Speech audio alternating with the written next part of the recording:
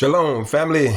This is Brother G. I have a short video that I want y'all to check out, family, and it's pertaining to what our people went through during slavery in this country.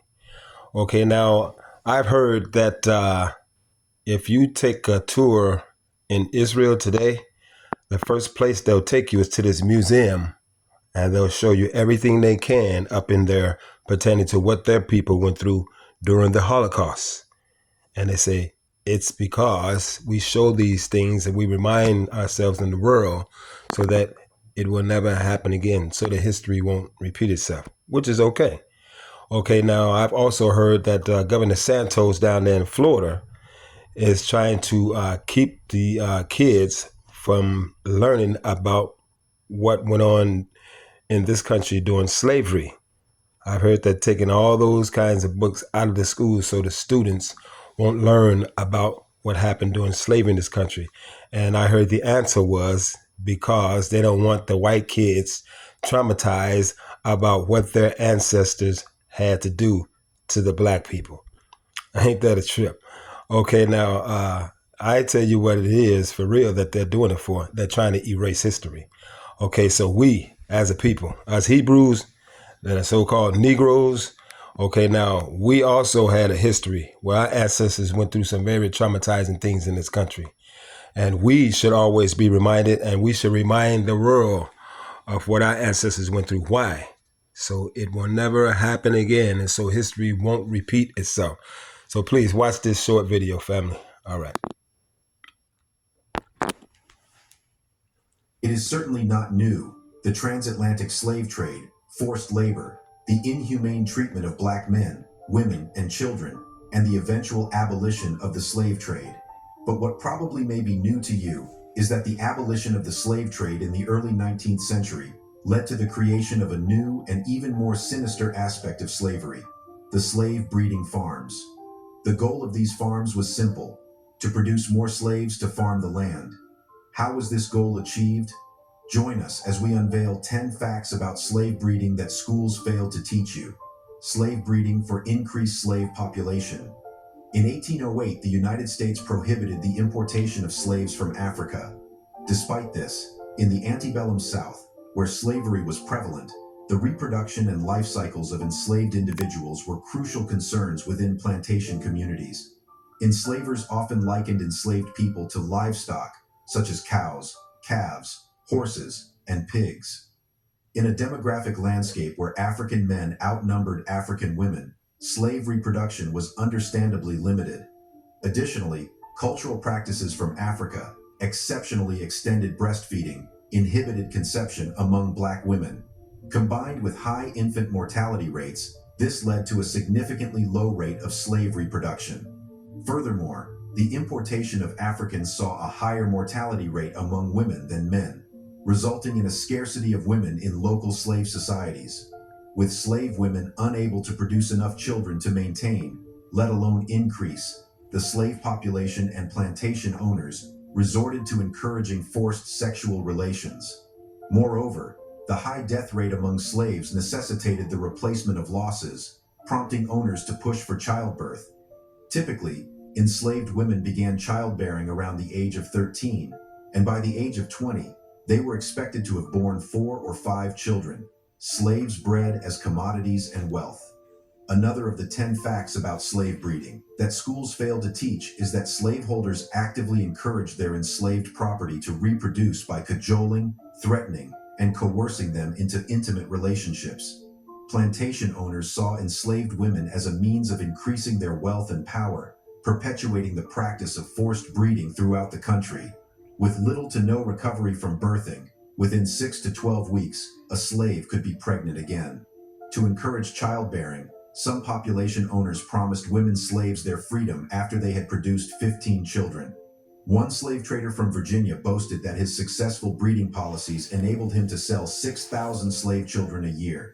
Enslavers then either sold or exploited the children born of these sexual relationships for labor, earning themselves a profit. In this way, enslaved women were both producers and reproducers of slavery, and these children also grew up to unwillingly follow in their parents' footsteps. Slaves breeding farm promoted slave family orientation and protection.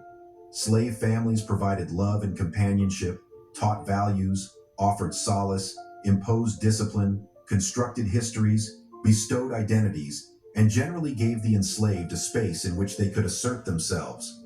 However, by age 5 or 6, most enslaved children had witnessed or even experienced family separation. It is clear that enslaved people did all they could to maintain their family units, and they often had to make difficult choices. Slave parents often raised their children to understand that their bodies were considered commodities despite their humanity. Most young girls approaching puberty knew that their bodies were the focus of financial calculations, negotiations, and under-the-table deals. Hence, enslaved women and girls used what little leverage they had to carve out a better place for their future children. Understanding these interactions shows the complexities of slavery and the savvy ways enslaved people desire freedom. Slaves breeding farm, slave marriage lawbreaker. A poor slave's wife can never be faithful, pure, or virtuous to her husband. She dare not refuse to be reduced to a state of adultery at the will of her master.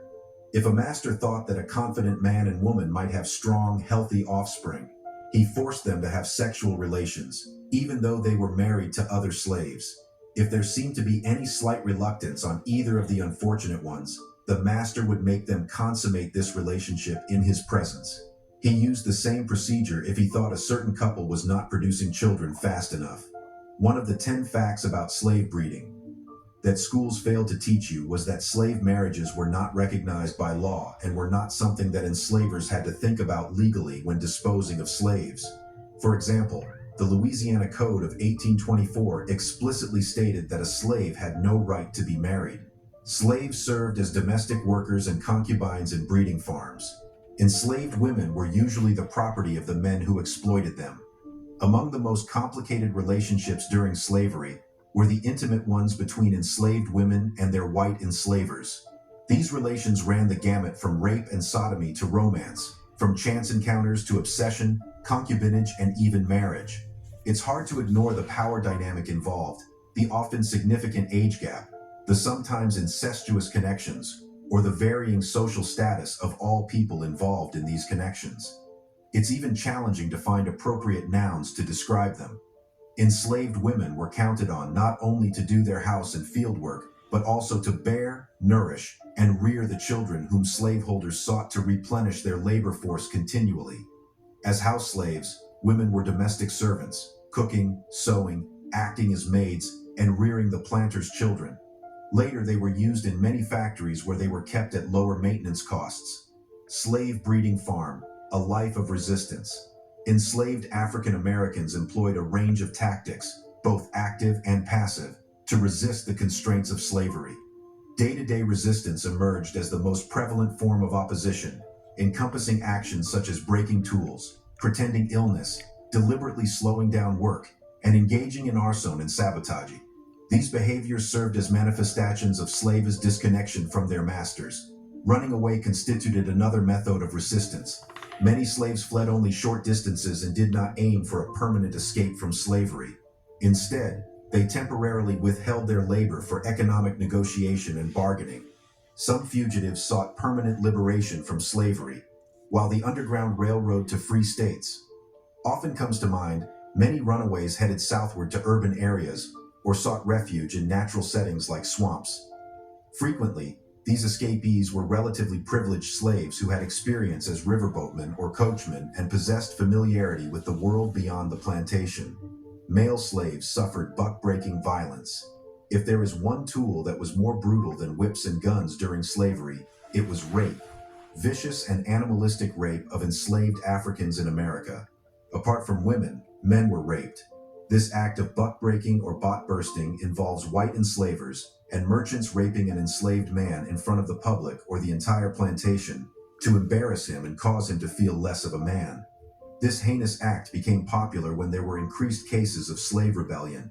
The men would first be stripped naked and whipped in the presence of a crowd, and after that, raped by the enslavers or merchants as a warning to other enslaved people. The targets were mainly the brave men, who were plantation leaders. To make matters more gruesome and unbearable, the enslavers make the African slave men with families have sex with each other in front of their families. or they were raped in the presence of their sons. Many of the men killed themselves or ran away after this. Slaves negotiated for liberty in breeding farms. No negotiation had higher stakes than when an enslaved person tried to buy themselves or their loved ones out of slavery. Unless an enslaver was desperately in need of money, power lay squarely on their side, and there was little an enslaved person could do to change the calculation. Several generations could spend their lives trying to purchase a release from bondage. After negotiating a price, the enslavers could have upped their price. The outcome of freedom deals rested on two exceedingly difficult things. First, their enslavers' promises, which were subject to changing self-interests and the optics of control they needed to display to others they enslaved. Second, those eyeing a way out of enslavement needed hefty sums of money, a huge hurdle. Hence, negotiations during slavery took on many forms. Sometimes they were successful. The vast majority were not. Slave cultures were disrupted in breeding farms. The institution of slavery usually tried to deny its victims their native cultural identity. Torn out of their cultural milieus, they were expected to abandon their heritage and to adopt at least part of their enslavers' culture. Nonetheless, studies have shown that there were aspects of slave culture that differed from the master culture. Some of these have been interpreted as resistance to oppression, while other aspects were survivals of native culture in the new society. Nevertheless, relatively few African social practices or plastic arts survived. Afro-American music and dance are known to have many African roots, and they differ dramatically from the practices of the European master culture. The use of drums and banjos was especially significant. Songs and spirituals borrowed their strong call and response patterns from the West African style. Slaves breeding as a form of children abuse. The last of the 10 facts about slave breeding that schools fail to teach you is the abuse against offspring of slaves fathered by white men, known as mulattoes, was a pervasive issue. Such children could never openly acknowledge their master as their father. It remained a mere whisper, one he never entertained as truth. He now had reasons to doubt its veracity. One might assume that these mixed-race children would receive preferential treatment from their masters compared to other enslaved people. However, the opposite was true. A man who would enslave his kin couldn't be relied upon to show compassion. The mulatto child's presence served as a constant reminder of the master's transgressions. Even more distressing was the perpetual offense such children posed to the master's wife. She detested their existence, and a slaveholding woman's disdain knew no bounds. And when white women expressed disapproval, the consequences for the victim were severe. Kicks, beatings, and lashes were inevitable.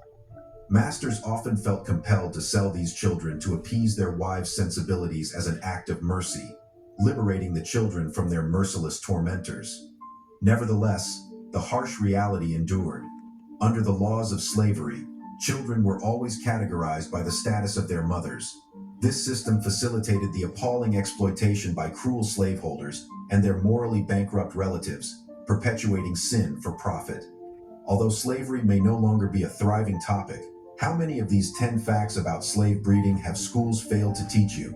It is essential to acknowledge the deep-seated racism and exploitation that underpin these practices and work towards dismantling systems of inequality and injustice that continue to affect Black Americans. As always, don't forget to like the video, subscribe, and share to inform more people about the reality of Black people. Thanks for... Well, Hebrew family, a glimpse of what our ancestors went through in this country. So thought I would just share, so we can never forget, so it can never repeat itself. All praises to the Most High. One love. Peace.